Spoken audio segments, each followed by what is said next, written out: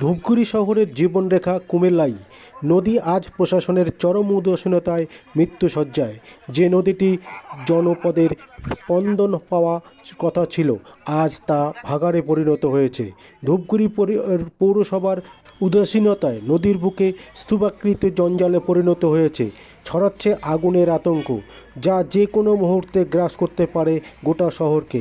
বারবার সংবাদ মাধ্যম এই সংকটের কথা তুলে ধরা হলেও টনক নড়েনি কর্তৃপক্ষে। চলুন দেখে নেব সেই ছবি। আপনারা দেখছেন নিউজ নদিয়া এক্সপ্রেস। চ্যানেলটিকে সাবস্ক্রাইব, লাইক, শেয়ার এবং ফেসবুক পেজটি ফলো করুন আর দেখুন নিউজ নদিয়া এক্সপ্রেস। যে হোটেল অবধি দাদাভাই হোটেল অবধি পুড়ে গেল। এখন যে আগুন জ্বলছে এটা রিক্সাতে রাত্রিবেলা এখন ও চলে যাবে দোকান থেকে, আমি চলে যাবো এখান থেকে। এখন রাত্রিবেলা যদি ধরে যায় তার এখন আমরা কি বলবো বলো? সমস্যা হচ্ছে কি এইগুলা যে গ্যাসটা না, হ্যাঁ বলো ও দোকানদার একটা পাড়ার লোকে কালকে 3-4 জন মহিলা লিখে গেছে এই যে গ্যাস ধোঁয়ার গেছে। এই যে ধোঁয়াটা বেরোচ্ছে, হ্যাঁ এর কি যে গ্যাসটা আছে। দাদা নোংরা কেন ফেলছেন? ভিডিও করো ওই যে ফেলে দিল, এই যে ফেলে দিল।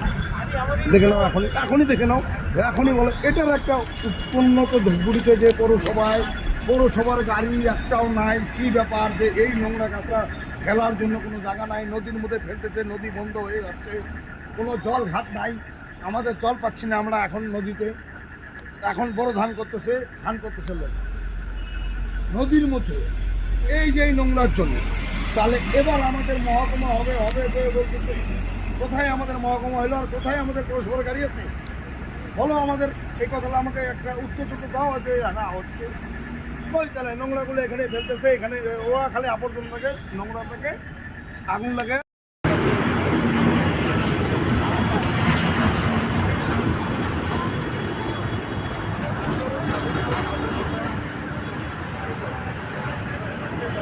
বলবেন দাদা এই যে এই অবস্থা?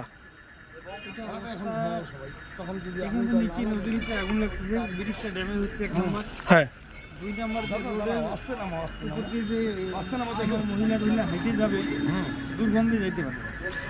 আচ্ছা এই যে এটা করছে কারা? এরা করছে পৌরসভার যারা ফেলছে তারাই তো। মানে পৌরসভা লোক। পাবলিক দাদা, এই যে আপনারা কি চাইছেন? আমরা চাচ্ছি যে কাঁচরা কোথায় ফেলবে। মানে আরে আমিও জানি যে ধূপগুড়ি শহর আমি জানি পরিষ্কার শহর লেখ ছিল, তো পরিষ্কারটা কোথায়? আচ্ছা, আপনার নাম? রাজেশ রায়। দাদা এই যে বলছিলাম যেভাবে আগুন জ্বলছে ব্রিজের নিচে, হ্যাঁ এবং যেভাবে আবর্জনার স্তূপ, প্লাস্টিক, পাশেই এতগুলো দোকান, হ্যাঁ মানে মুহূর্তের মধ্যে তো বিপদ ঘটতে পারে। 1 মিনিটে ঘুরতে পারে। সোনাপট্টি যেভাবে উড়ে গেল ওইভাবে ঘুরতে পারে। এখানেও ঘটনাস্থলে আমরাও ব্যস্ত ঘটনাস্থলে, কিন্তু লেকিন এখানে ওরা সুইপার যে আছে পৌরসভার যত, এরা মালগুলো এখানে ফেলাচ্ছে, প্লাস্টিক আবর্জনা যত ফেলতেছে। পৌরসভায় কি পয়সা পায় না? এরা পায় নিশ্চয়ই। তাহলে এর জন্য কি গাড়ি আছে? তাহলে এরা ফেলে দিয়ে এখানে আগুন জ্বলে এরাই যাচ্ছে যে নোংরা কমুক, আবার আগুন জ্বলে দিব। কমলাই ব্রিজে আইসে দেখো নোংরা বন্ধ হয়ে গেছে দাদা, মানে কমলাই ব্রিজটাই লক হয়ে গেছে, মানে পুরো ব্রিজ লক, পুরো ব্রিজটাই লক। আচ্ছা এই ব্রিজের উপর দিয়ে যেভাবে গাড়ি যাতায়াত করছে, গাড়ি যাতায়াত করে এনি টাইম যদি গ্যাসের গাড়ি যায় ফাটিয়ে দিতে পারে। গ্যাসের গাড়ি গেলে ফাটিয়ে দিতে পারে, পেট্রোলের গাড়ি গেলে আগুন ধরতে পারে। এতে কি করবা? ডিজেলের গাড়ি যদি আসে, কোনো একটা পেট্রোলের গাড়ি যদি আসে, তো সব সময়ের জন্য এটার জন্য আমাদের অক্ষম। 24 ঘন্টা আগুন জ্বলতেছে এখানে। আচ্ছা এই যে পাশেই দোকান যেভাবে আছে, তাহলে কিভাবে হতে পারে? একটা দোকান লাগলে পরে 4টা দোকান উড়ে যাবে, 5টা দোকান উড়ে যাবে, তারপরে কে দিবে টাকাটা? আচ্ছা এর দায় কাকে করবেন? ভাই কাকে আর কি? এটা পৌরসভার লোক, পৌরসভার যে সুইপার টুইপার আছে এদের বলো, তাই না?